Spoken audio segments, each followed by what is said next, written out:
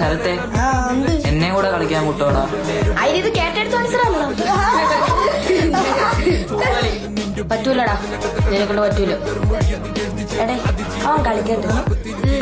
നിനക്ക് പ്രാന്താ?